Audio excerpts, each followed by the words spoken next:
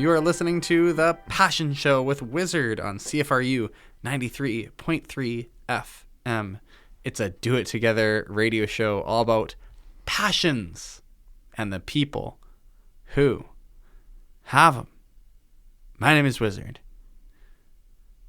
Oh, my name is Toby. Hello. Hello, Toby.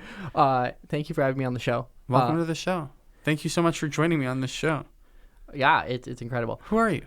I'm TOBERMORY Crook. What a name. I live in Guelph my entire life, and I am a arborist by trade and a nature lover by passion. That's the best preamble I can get across, but That's a good preamble. I'm here to talk to you guys about my love for nature and the beneficial effects it has on you. Yes. Excellent. I live that life. You do. You definitely do with the Guelph Outdoor School. I was telling some kids about you today, kind of tangentially. Yeah? We're sitting in a circle, and we have this kid named... I shouldn't say the name of a kid on the radio. No, you probably shouldn't. We have a kid named Schneeblar the Destroyer, code name. And my coworker Davey says, Schneeblar, you know what? I've always thought you should be an arborist. And this kid is just like... Like, this kid is not paying attention. This kid does not care. But Davey is convinced that this kid should be an arborist. And then I start trying to tell the kid, I'm like, hey, like, I have a good pal, like a good bud, who is a working arborist. You should talk to this individual. And the kid continued to not care. But that is the thing that happened. I told the kid about your existence today. Yeah. A lot of people don't seem to understand what an arborist is. What's an arborist? Well, an arborist is it's a tree, more of an urban forestry person. So working with trees, both removals, pruning, and healthcare wise. It's other parts of the world, they're called tree doctors. Tree doctors. I am not a tree doctor certified yet, but you will be soon. Yeah, that's amazing. There's a lot of really cool outdoorsy stuff you can do. A lot of really big saws and and fancy systems of ropes and knots. Yes, definitely. So if you are an outdoor lover with nature in mind, it's a great way to do that in the city. Yeah, it's like a urban lumberjack. An urban lumberjack. That's such a good description. Oh, sorry. I better mute my phone. Was that your ringtone? Yeah. Ba, ba, ba, ba. I wonder if the listeners heard that. Hopefully not. For all the listeners at home, if you did or did not hear, TOBERMORY just got a phone call, and your ringtone is really funny. Yeah, it's classical music. Ba, ba, ba, ba. There's something to it. Yeah. Urban lumberjack. But yeah, I'm not here to talk about my trade. It is It is nice. But yeah, nature is what I'm here to talk about, and it's pretty neat. Nature is neat. Nature, even. So, Wizard, what is like your experience with nature? I know you've done your work for the Guelph Outdoor School, obviously, and you also did like summer camps and stuff. But that's true. This is another, I like this. This is another show where I'm being asked questions. Well, I'm into that. I like that. Usually I ask the questions, but you can ask the questions. We can both ask questions. We can both ask questions. What is my connection to nature? Great question. Let me tell you. So, sometimes I realize... every time I sit down with a guest, they, to some extent, know me. But most of the people here, like people in the room with us right now, the listeners right over there. Oh, yeah. The many listeners. They don't know me. They largely, I bet, don't know me. Now, I can't be sure of that, but there are people who listen to CFRU all the time. Mm-hmm. And they are tuning in to CFRU on Friday at 9 o'clock p.m. sharp on the regular. And they're hearing my voice. And now they know me. Sort of. They know me on the radio, but I never sat them down and like explained my lore. No. There has been no wizard lore. Maybe someone one day will come on and say, I am passionate about Wizard's personal history. But that hasn't happened yet, which means that the listeners don't know me. So this is you asking me this question, what I'm getting at. This is a great opportunity for me to explain to the listeners, to add to the passion show, corpus of knowledge. What I do. Give us a little lore drop. A little lore drop. Yeah. So basically, I spent about 8 years working at a summer camp called Camp Celtic Sports and Arts Camp. Mm-hmm. And that place is up on the Bruce Peninsula. Oh, Gorgeous area. Right near this amazing little town called Tobermory. Whoa. It's almost like that's my name. Wow, it's crazy. And so I worked there for a really long time. I started working there when I was 16 years old. Isn't that young? It does seem quite young for a live away job. Yeah, right? Because I was there for 2 months. You kind of, must be very...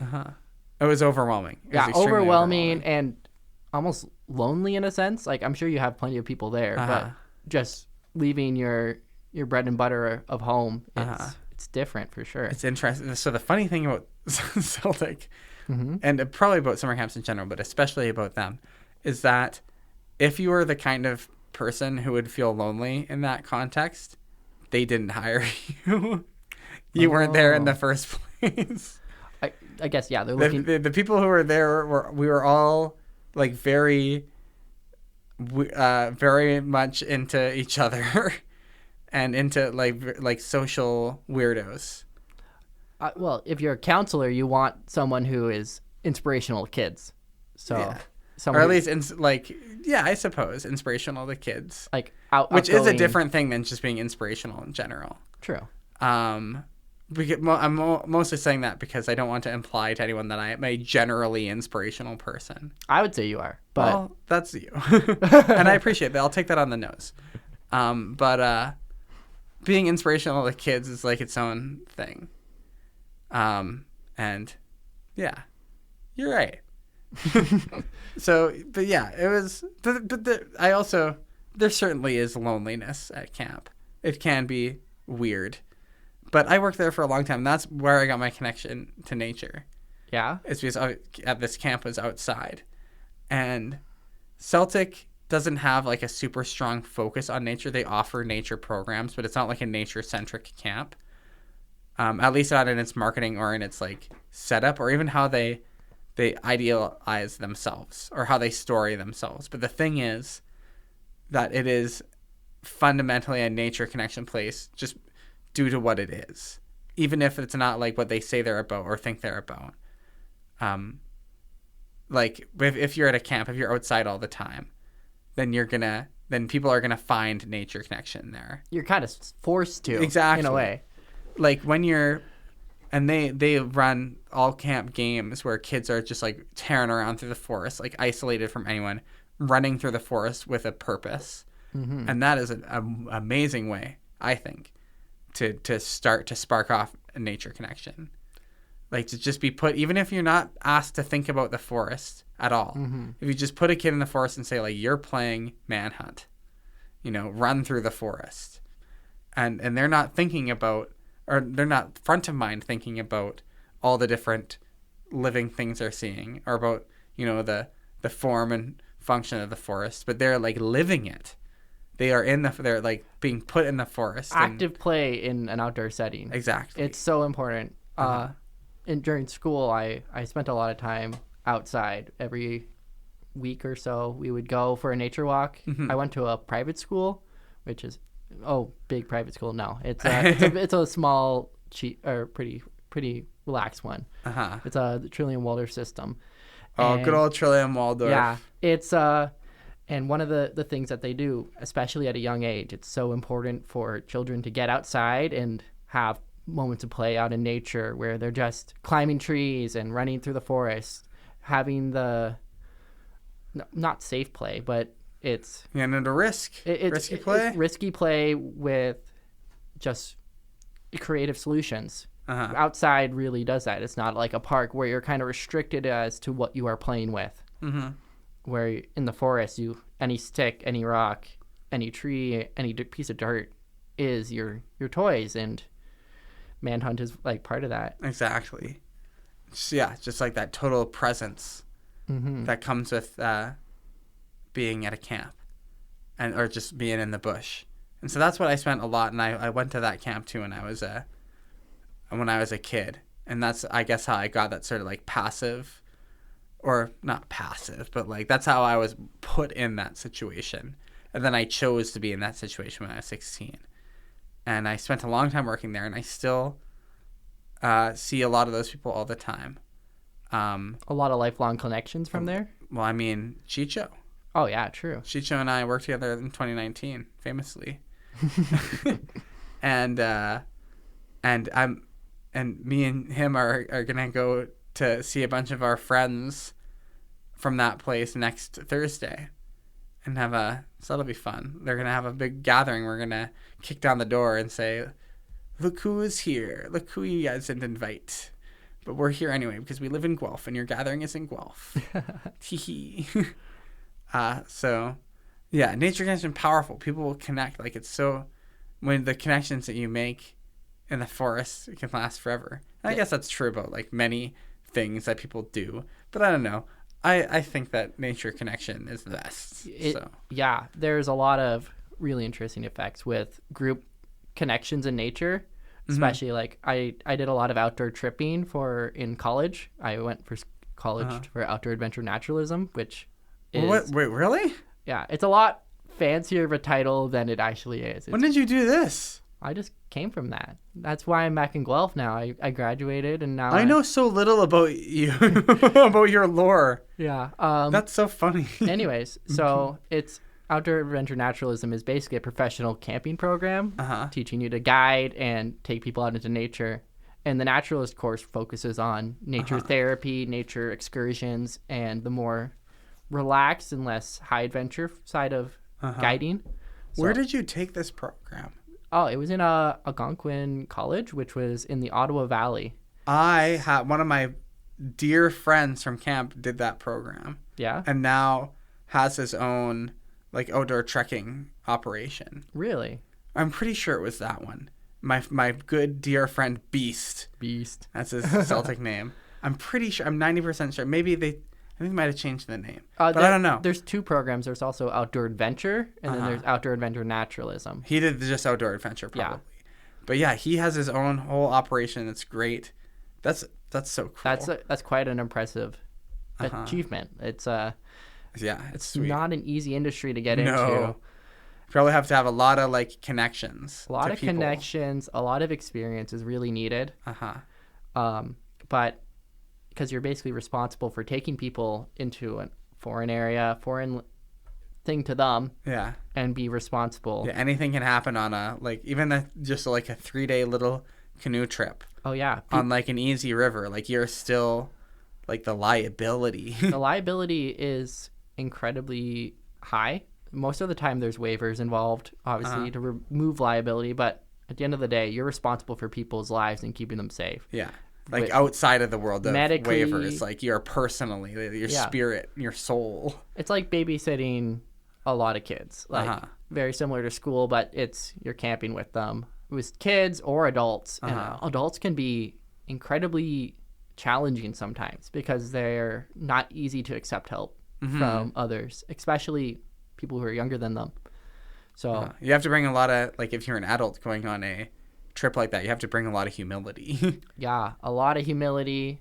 And that's hard. There's a lot of people who just aren't experienced with the outdoors, and that's also can be a challenge, but it also can be some of the best experiences that you see there.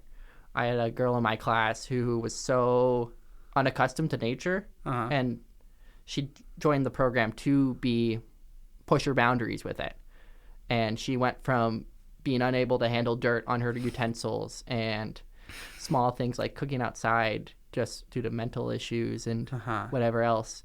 And by the last semester, our last trip, she was incredible. Like, she was self-sufficient. She was able to get out there and really, she found her connection and her place, and she was able to push through that. That's amazing. I think that's something that nature can really help people with, is pushing your boundaries, but in a constructive and healthy way. It's really cool. And I agree fully. We see that all the time at outdoor school. Oh, for sure. It's incredible. Like, my sister did go outdoor school for a while. Wait, really? Yeah, she did. I didn't know that. Just for like a few days. She goes on and off. I didn't know you had a sister. I do have a little sister. What's her name? Lion's Head Crook? No, her name is Rose Carey. All right, so not named after a Bruce Peninsula town. No. but she does have a cool name herself. Yeah, Rose Carey is a very cool name. Not to lore drop people's full names here, but she's my sister. Yeah, every now the name reveals. I have to remind myself, like, oh yeah, I should cool that down a bit. But anyways, it's. Well, sister, I've said my sister's name on this show, I think. Mm-hmm. Emily. Emily. Yeah. Emily, I see you. I think, but like I was saying before, with the effects that it has on children, it is incredibly confidence building for kids to be outside and learning in an outside environment. Like outdoor education is something that should be prioritized so much stronger than it is. I agree. Yeah. It's like my long-term goal in this life to make that accessible. Mm. You know? It's not yet. Because it's not. It's not. The standard is indoor school. And it's like, it's just I want the standard to change. I want there to be more diversity in what an education can mean and where it can come from and who it can come from. Exactly. It's like in high school, I took an ecology class, and we spent the entire time in a classroom for ecology, which is that's so silly. Like you really think about the subjects that you're trying to learn, and you're not getting those practical experiences, the practical education, the kinesthetic learning. It's really like a shame to see it in a lot of schools, but you do see pushes towards it. Definitely right now is such a revolutionary time for outdoor education. Mm-hmm. I think like one of the most important things is like our outdoor school. Mm-hmm. We don't have like a curriculum or a rubric or anything. And so we have to, sometimes we think like, what are we teaching? Because we're called the Guelph Outdoor School. It's not just like Guelph Outdoor Hangout Place. True. Like what are we, there's an implication that we're teaching something. And so what are we teaching if we aren't grading stuff? And my thinking is that one of the things that like schools, indoor schools can't teach are like they can teach about, but they cannot teach experientially, are just like values, like how to like exist, like embody values, how to just like be with people. Because kids aren't really asked to like be with each other in a classroom. You sit at your desk and you just do your thing all day, and then they kick you out to recess for 15 minutes to just like fight and then come back in. But in Nature Connection, you can just put kids in the bush and say like, be with one another. For an hour, your class, your task, the thing we're teaching you is just like, can you build a fort? Or can you do like X, Y, or Z? Can you figure out something to do and have a good time with a bunch of other kids who you didn't pick? And can you resolve that? Can you have resilience through this thing? Can you be social in a small way? Can you like exist in a community? And that is something we like teach, and it's something we are constantly like actually actively coaching kids in how to do, how to just like be nice with one another, how to like resolve conflicts, and how to how to have like virtues that are important, how to embody those in a real way.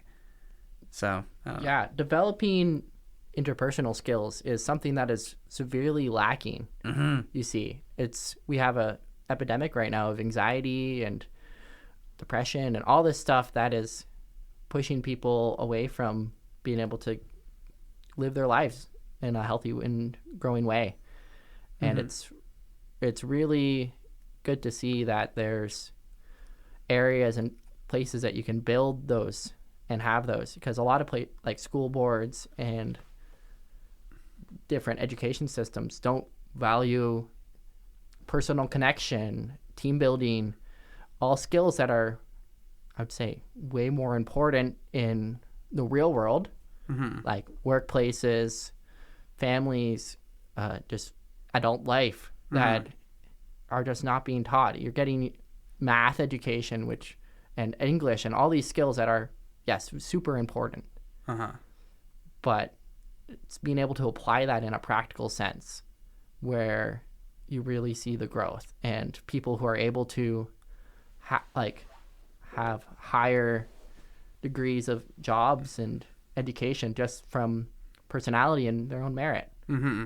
And that's something that's not normally taught, which is really cool to see. Mm-hmm. Which is why I'm really interested in that field. Yes. Yes, join us. Would you ever think about volunteering at outdoor school? I have in the past. Oh, really? Yeah. When I was in high school, I did a work co-op at the Guelph Outdoor School. That's wild. Yeah. I didn't do a whole lot. I did 2 work co-ops at once in high school. That's wacky. That's a lot. That's so heavy. I had my time divided a lot, but I was also working at the University of Guelph Bovie greenhouse. Okay. Working with the tropical plants. Is that the one like right by here? Yeah, it's like right nice. right. I'm pointing in a direction, but it's right over there. The last time I recorded here, I was like walking out with my guest. I guess I can say what guest. Who was it? What guest was it? Why is remembering this show so hard? There's so many episodes. I don't know. I forget. It was someone. And I was like, what's that? And they're like, it's a greenhouse wizard. I was like, no way. It's a beautiful. greenhouse right in the middle of a school. That can't be. It's a lovely area. And like the greenhouse is so... I know people really struggle in the wintertime to find nature connections because of the cold and the wet and all the little things that just the dark that just make it hard. The darkness, yeah. But I worked in the greenhouse. It was fantastic. It was I walked into my own little tropical paradise every single day. That's amazing. And you can really feel the positive effects on your mood and well-being and serotonin. Heed this advice, dear listeners. Find a greenhouse. It's going to be a long winter. It is. And the good people, the dear listeners, are listening to this in January, if you're curious. Are they? We are recording on December 11th, 2024. And the listeners are listening 1 year from now. Really? In 2025, in less than a month.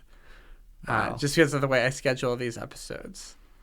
And so, yeah, isn't that kind of funny? It is kind of funny. But, yeah, it'll definitely be one of the darkest and coldest months. They should hit up a greenhouse. But I should heed that advice. That sounds amazing. I mean, you're so close to it right here. That's true. You should. It's normally open to the public. And really? Yeah, you can go. There's benches to go sit in there. It's not super large, but that's amazing. Definitely very nice. I do recommend not walking through much of the leaf piles that are in there. There are tropical cockroaches that are in the greenhouse, which are massive, probably like 2 inches long. So those guys can be a little freaky. Well, you're talking to a nature enthusiast. It's true. But for any of the listeners who are not very good with bug collecting. No, can be, yeah. The dear listeners. You're talking to the listeners right now. A little bit. Well, A and B. And me as well. I don't love cockroaches. I am interested in their, sovereignty. I'll allow them to carry on existing. Well, they're in their habitat. Exactly. I'll allow it. Yeah. Although I do also, if you don't have access to a greenhouse, just go find a local nature area, a park, like your local street. Just get outside, get the fresh air that you need. Find a place to sit by a river or whatever it is. I just came from that today. I went to go sit before the show, and I sat by the Hermosa River. The blessed location. Yeah, and I just sat there, just calmed down, really allowed myself to think about this show that's coming up, and like take away the stress and the worries that I have from that. And it's amazing what even 20 minutes will do for your mood, just sitting quietly. The Hermosa River is my favorite. It's a blessed thing that exists, isn't it? It's nice that it's so accessible to people in the city. It's hard a lot of the time living in a suburban hellscape. Truly. If I'm allowed to say that. We live in a suburban hellscape. Let's keep it a buck. Yeah, where there's nature, but it's so manicured. And it's not very easy to just disconnect from reality, or it disconnect into reality. Very true. Disconnect from unreality. Wow, I just sneezed. Do you? I don't know if I'll edit that out. Maybe, maybe not. You know, why not? People sneeze. That's part of life. I hope that all the dear listeners all just instinctively said to their radio, Gesundheit. Very Germanic of you. And I would say, Dankeschön. Dankeschön. For sure. Yeah. When you were, while you're working with kids, do you, there's a big difference between nature time by yourself and nature time in a group. Do you guys have... That's a phenomenal question. Independent nature time, and like, why do you do that? We call it sit spot. You ever encountered that phrase? I have heard that phrase. I prefer the term nature spot. Nature spot. That's nice. That focuses the nature as opposed to the act of sitting. True. But and I like that. But yeah, we try to do sit spots every day. Sometimes we forget. And some groups can do it for longer than others. But yeah, like we send the kids out. Sometimes we do it on the land, and we just say, go find a spot. We'll do it in some place that isn't our main site, and we'll say, just, go find a spot by yourself, position yourself, and sit where you cannot see any other kids who are going to distract you, and just be with yourself and take in whatever observations you're going to observe through your eyes or through your ears or through your nose. And then after a certain amount of time, sometimes as short as 5 minutes, sometimes as long as an hour, we have some kids sitting by themselves for an hour. Isn't that wild? That's incredible. And we like build them up to that. We with those kids, the Tuesday group, every Tuesday we push it 3 minutes longer. And now we're doing these monster sit spots, and they're coming back from that and like sharing what they saw. So you guys do breakdowns after? Yeah, and sometimes, not every time, but a lot of the time, yeah, we just go around and say like, just tell everyone something you took in, and it's a good way to like. I feel like debriefing something like that is a good way to like put it in your brain in a long-term way, just like being forced to verbalize it. And it helps me actually remember what happened in any case. But yeah, that's kind of why we do it for like a million reasons. It's one of the best things. Like one of our virtues that we want to imbue is just the idea of being able to have a quiet mind, to just like have a mechanism in your head to like overcome being overwhelmed, Yeah, it can be very beneficial, especially after like big activities or whatever you do during your day. Do you have any observations that you remember from children that you feel comfortable sharing? Ooh, and there sits one. Let me think. I don't have any specific observations. I have like patterns. Sure. That's interesting. They often bring up the birds. Kids really, I find, connect with birds. They hear the birds. They see the birds. I thought so. They think about the birds. They try to ID the birds. Sometimes they don't care about IDing the birds.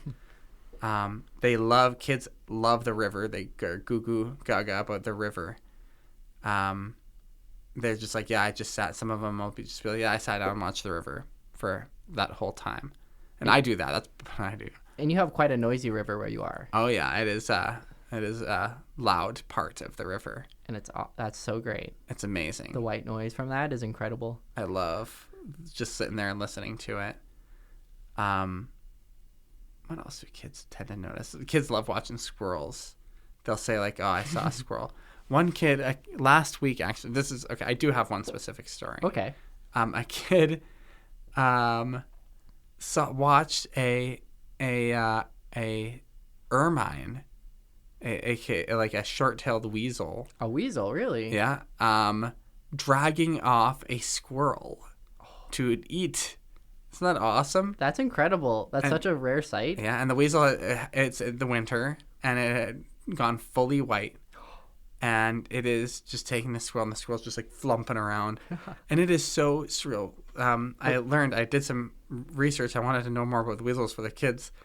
And it is a weasel. It is a weasel. We got pictures and videos of it. Like, it wasn't the kids. Sometimes kids will ID something erroneously, which is fine. But the kid got it spot on this time around. It was a ermine weasel. Ermine weasel. And it is these weasels are the smallest carnivores in North America. They're what, like? Yeah, like about a foot long. They're not super big in comparison to narrow. a squirrel either. Yeah, no, they're like roughly the size of a squirrel.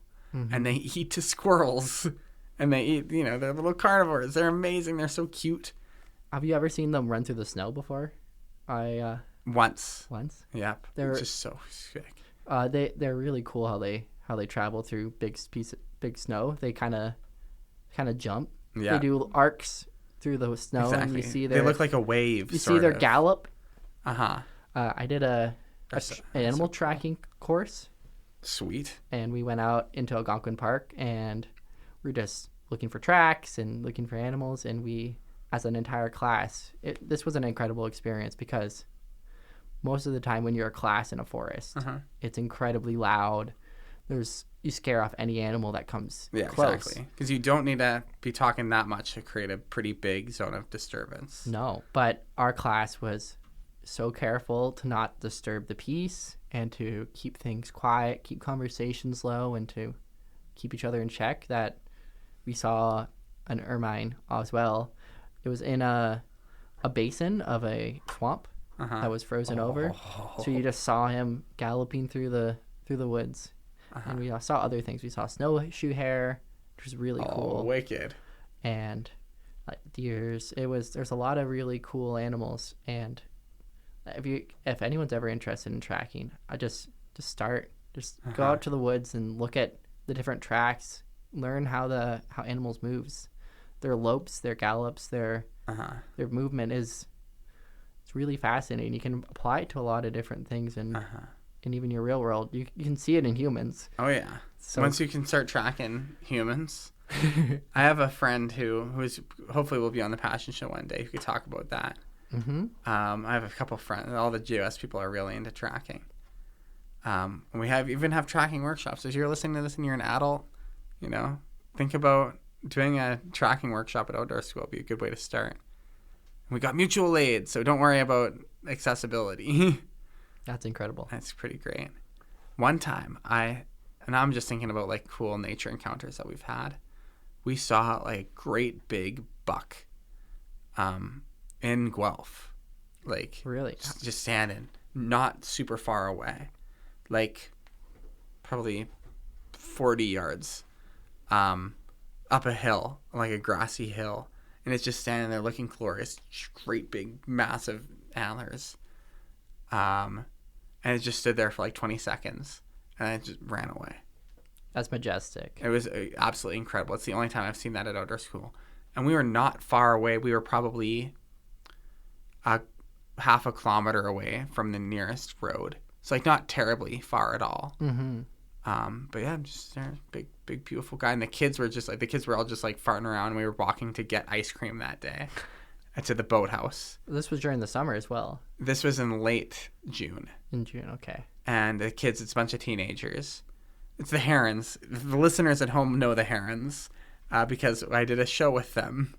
With all of them? With all of them. Wow. You should listen, that one. You should listen to that one because that is such a nature connection-y episode because it's one of my groups, like a group of kids that I've seen every Saturday for the past 3 years.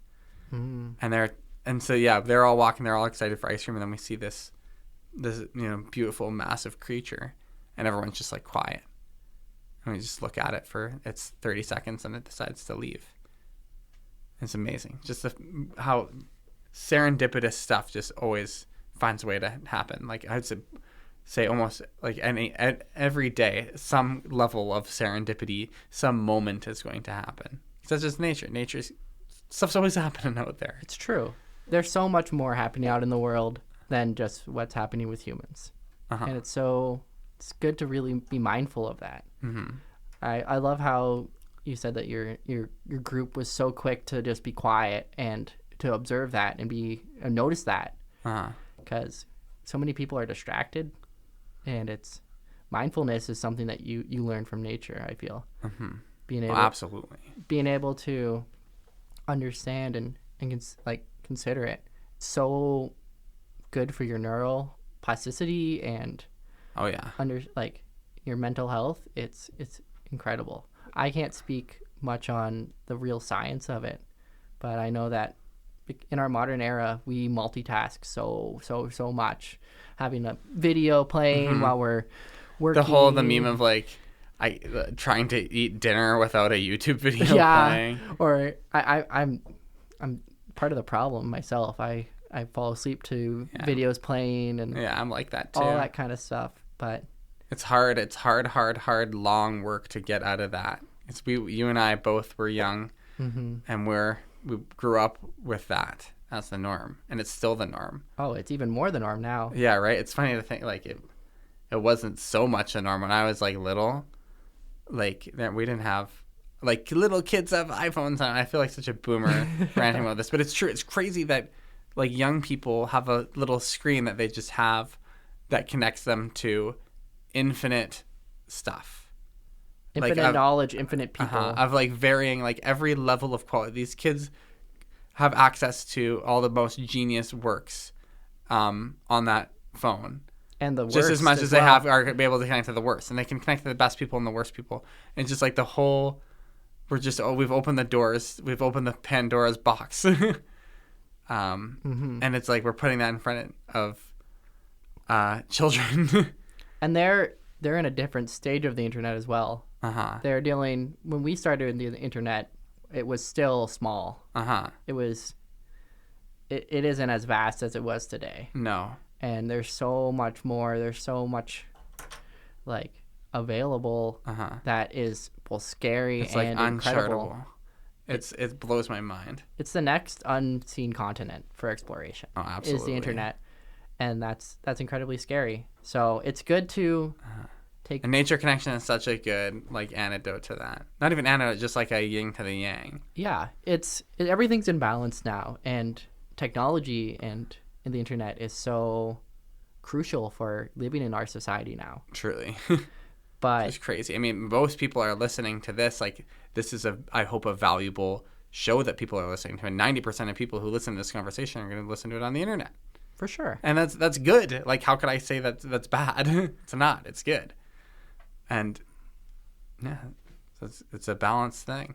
Yeah, but keeping that balance, it's something like most people don't spend more than half an hour outside a day.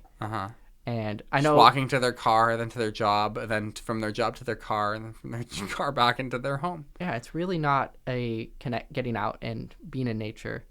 So I think it's valuable, and I'm saying this also for myself because I don't get out enough in nature on my own time.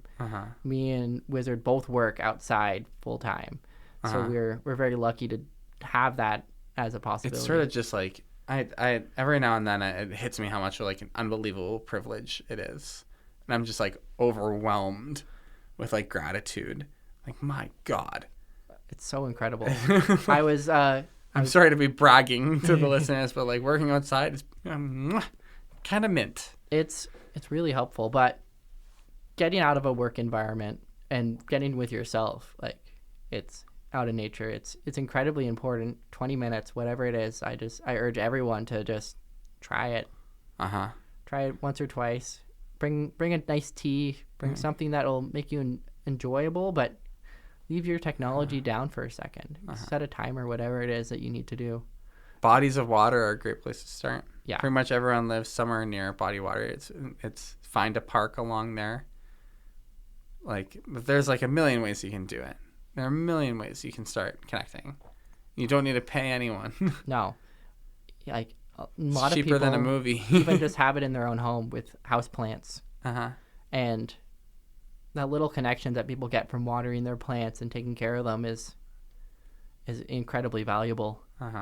So this reminds me of the great movie WALL-E. WALL-E. You ever see that one? I have seen that one. I love WALL-E. It's a classic. Sometimes you just need a tiny little green thing that can be enough. It can be enough to save you. Exactly. Like little WALL-E. Oh, I love little WALL-E. He's such a cute little... When he watches his movie... do you remember that part in WALL-E? Which one? It's right at the start. He has this whole big day, and then he goes home and he has his little like iPod, and he has to like and it's like singing in the rain. He's watching some like There's music. a world out there. Exactly. Yeah. And it's oh man, bro. He has his screen time. But it's like, oh, poor little Wally. He spent all day outside and it's bad. And he just has to get. Wally loves art. Wally loves art. He does. Wally's an artist. Wally's a poet. And Even though all I can say is Wally. Wally. Wally. The incredible thing with that movie is that they humanize the robots more than they do the actual humans. Yeah, right. And it's just, Isn't that funny? Isn't so that funny. something interesting? It's a great movie, and it's a great flick, Wally. I think it really speaks on everything now. That scene where they fly around with the fire extinguisher. Yeah. Oh, Wally, Buddy, and Eva. All right, we're getting a little off topic. They're a generational love story. It's true. Wally's a poet. It's truly inspirational. We are getting off topic. Just a little bit. Yeah, it's there's a lot you can do. Camping trips. There's this effect that I talked about in school, and it's a 3-day period effect. All right, what is this? With camping. Okay. So outdoor trips, backpacking, canoeing, rafting, whatever you're doing, there's a disconnecting effect. The first day you're all hyped up. Everything's new to you still. It's all a exciting new experience, and your brain is all wound up. You're like out of the frying pan into the fire kind of thing, where it's just like, wow, it's a new experience. Exactly. Wow. And then the second day, you are accustomed to it. You're just like, right, I am doing this. Yeah. I'm here. You wake up and you're like, where am I? Oh, yes. I'm forest. I'm camping. I'm outside. I'm outside of this beautiful lake in the forest. My back hurts because I slept on the ground. All the feelings that you're going through your head. And by the end of the third day, when you're starting to walk back to society or canoe back or whatever it is, there's this moment that a lot of people have of quietness and appreciation just for the time that they had. It's not a mixture of missing home and being able to slow down your mind and to have it in a state where you're just focused on your bare needs, your essentials. What am I feeling right now? The good food, the fires, the warmth, your wet socks that you got to change. And it's those little just survival and comforting tasks that you have with others or by yourself while camping. You can really see a change in people through that. Like puts your whole thing in context. Yeah, and what it does with a group of people. There's another little turn of a phrase that we use. It's called I wanted you to just tell me like all these like turns of phrases, because you have this like education a little bit in something that I do like for a living every single day with no education whatsoever. So we're like on either side of this. It's an industry. You're part of the outdoor education sector where the practical knowledge is all that is needed. I mean, I was doing schoolwork in a classroom a lot of the time. Like I was so fortunate that I got so many days outside with my program, but it was still a school program where I'm in a classroom. But that's what I'm very curious to know what you guys talked about in that classroom. There's so many. There's all these little phrases and just like ideas. A lot of liability, a lot of risk assessment, but that's not super interesting at the end of the day. It is interesting if you're into it, but the group dynamics are what I think are really interesting, and part of that is the forming, storming, and norming. Okay, what's this? So this is the 3 terms are basically how a group of people interact with each other. Okay, I'm very, very, very intrigued by this. And I don't know how scientific it is, but I've observed it, and it's if it's observable, it's scientific. It's very a common assessment when it comes to newer groups and even older groups of people. You have your forming stage. You're getting to know people. You're understanding them a little bit. You're chatting. You're forming these bonds, which or whatever. You're understanding who these people are, where they have come from, basically that they're not strangers. There's the storming stage. Storming can happen either before forming or after forming, I find, or at any point. But storming is there's conflict. You're dealing with something that is hard. A storm. Yes, I understand. If it's you're getting frustrated while camping with a tarp, or there's somebody who doesn't share your same values and they're being very vocal about it. With all this thing. The crossing of the threshold. Yeah. You're entering the chaos world with your group. And pretty much any group of any size, you'll see a little bit of that conflict that arises. And then not every group happens to get to this stage, but then there's the norming stage. And the norming stage is what, as a guide, you're really trying to build towards. You're trying to push through the forming and the storming stages and get everyone to norming, which is where they're living it. They're living their group. They understand each other. They can work cohesively. The community has formed. Yeah, and especially with shorter camping trips, it's hard to get people to that stage. But if you're good at what you do, you can really bring that community into them, and that's part of what is like. That is such an incredible way to describe outdoor that. well-being. Is having that ability to basically be a guide. Well, it is a guide. You are a guide, but like guide people emotionally. Yeah, you're not just like guiding people from like the waterfall to the orchid. No, you're guiding the actual like experience. The experience is everything. Anybody can pick up a stick and show you the way. But very few people can make you remember the way. Can make you be the way. Yeah. Man. This sparks me on something. It's because it's funny. We were sort of glanced on how like your experience is the classroom experience. Yeah. And then I have like nothing resembling that, nothing like the academic experience, but I have the GOS thing. And like our version of what you just talked about, or my version that I've stumbled upon of that, just in a different perspective, is I really think about our day at outdoor school as sort of like that. And specifically I think about like the monomythic story circle. Like Beowulf. Yeah, like Beowulf, exactly. The whole like the Joseph Campbell Hero with 1,000 Faces. Yeah. And that kind of story can be really boiled down to basically form, storm, and norm, where a story will start with a you know, your group as it starts at the start of the day, as the group shows up. Right. And then there's the traveling, for some reason, you know, they've left their normal world, right? They've gone out camping, and so they enter the chaos world. You start in the world of order and you enter the world of chaos, and that's the storm. Exactly. And then if the story is going to finish, then you have to take a learning, you know, witness nature, embody nature, be, you know, take what you left for, the reason you went camping. You have to return. You have to go return the threshold back from the chaos world to the world of order. You have to go home.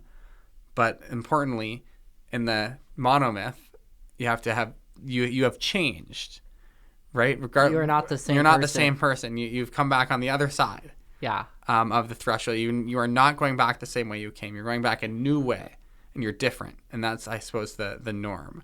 That's what a community. If we're talking about this, usually this circle, the monomyth is about individuals, but I really am excited by the idea of thinking about this happening to a group of people. Yeah, it's communities. When you look at larger groups, they take on their own personalities like individuals. You see that a lot in subcultures and like groups of people. Like I know I met you through rock climbing, and that's definitely our little posse has definitely had a little hero's journey. Yeah, for sure. And it's definitely still in its I would say it's forming aspect. I would say, yeah, we haven't had a storm yet. No, but we might have had tiny storms. But it's definitely, you can see it in everything when you start looking at it. It's incredible. And I find it very peace of mind. It's like, you know that you're going to get through it. You know that there's going to be a normal part of it at the end.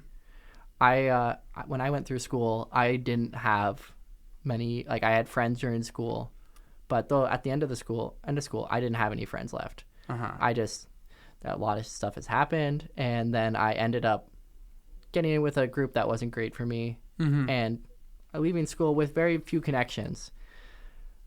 But having that, knowing that the normal aspect for me is that, as an individual, is that I'm better off through that experience. So it's all processing, and that's what nature really helps with, is processing your feelings, processing your day-to-day life. So, like, distractions are so easy to just separate yourself. And so many people struggle being by themselves. I've noticed that a lot. Oh yeah, with friends and family, they just need to be busy. I definitely fall into that. Oh, for sure. You know that I make myself a busy person. It's good to be busy. And it is good to be busy, but I can always work on improving my ability to be alone. But that's what nature is good for. That's why I do sit spot, just like the kids do sit spot. You probably do it a lot more than most people. But even I always am so. Sometimes I for the first 10 minutes of a 30-minute sit spot, I'm looking at Twitter. The kids don't see I'm on my phone. I'm looking at the tweets, and I've been doing this job for 3 years, and I still do that. And I have to be like wizard, phone in the pocket, just look at the sky, man. It's hard. And it's hard. It's a lifetime's work. And you're the educator. It's a long life situation. Battle. Yeah. and yeah, I have to. I get down on myself. Sometimes I'm like, man, I'm the educator. I'm supposed to be great at this. But the humility is important. You are also on a job. And sometimes you need those times at the job for yourself. Very true. And sometimes that's phone time. Yeah, surely. It's just everything in moderation. Exactly. Yeah, and I say I get down on myself. I don't get down on that bad on myself. And hey, my boss, if you're listening, I'm just kidding. I don't go on my phone during sit spot. I would never do that. No, I'm just playing. I do. That's the truth. I'm happy to be candid and truthful about my follies, but that's not much of a folly. No, it's really not that much. Yeah, we take those. But I love this. I always, the passion show is a little bit like Nature Connection, even though we're in a studio. Everything comes back to nature. Exactly. Because the passion show, serendipitous things are always happening on this show. And every time I've done this show, some weird new idea has always forms on every episode. There's always something like, oh, whoa, the story circle applied to groups of people. Isn't that neat? Every time I do this, it's like that. It's amazing. That's the power of conversation, just sitting down with people. And I should make a studio outside, because I bet you it would be a lot easier to do this show if we were sitting in a forest right now. That might be a good special episode. Well, actually, it's funny we say that, because that special episode does exist. It is called the Herons episode. Oh. We recorded that one outside, and it was indeed easier. But maybe I'll just buy a field mic and start doing that. Maybe I'll do that in the summer. That could be nice. Maybe the climbing posse will start hanging out outside more in the summer. Maybe we'll go in a tree and we'll do a little podcast. A podcast in a tree. Get one of those nets set up. Oh. Have you ever been on one of those? Where it's like a net super high up in a tree? I've seen videos of people with those. Because people do that a lot in BC, where they have extremely tall trees. It's like the tree weaving. Exactly. It's called. Yeah. So sick. I love climbing trees. Do you free solo trees, or you? I if my boss is listening, I do not do this. I'm very safe. But sometimes at work, not very high, but it's nice to get up in a tree, and especially we work with these tools called pole saws, and they're basically just big poles and saws. But they can really start wearing on your arms after a while.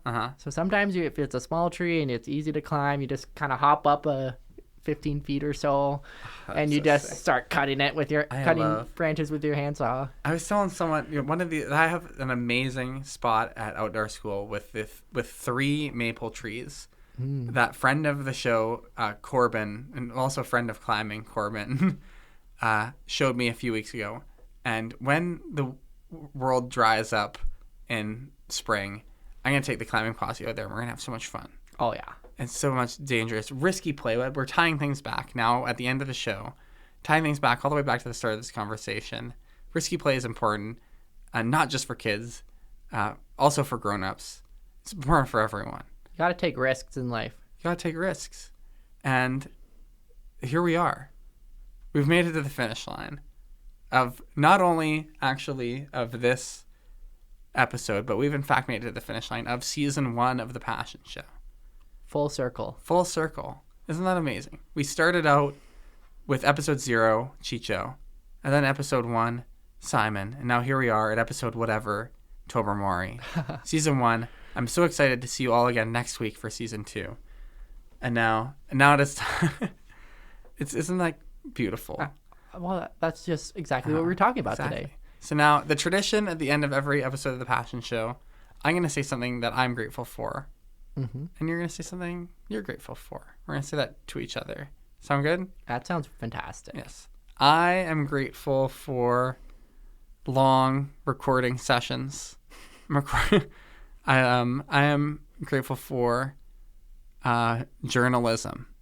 I'm grateful for my friend Zesty.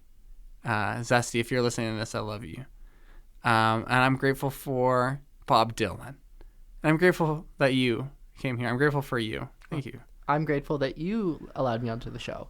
It was anytime quite the pleasure. There's so many other things I'm grateful for. I'm so grateful for you have a good croissants. 20 seconds. Croissants are fantastic. I'm grateful for my tea in the morning. I'm grateful for bird watching and squirrel watching. And I'm grateful to go home and go and pet my pet chinchilla. And yeah. That's all I have to say. That's amazing. Thank you for having me. Thank you so much for being on the show. I've been Wizard. I've been TOBERMORY. Only love can stop the killing. Thank you for listening.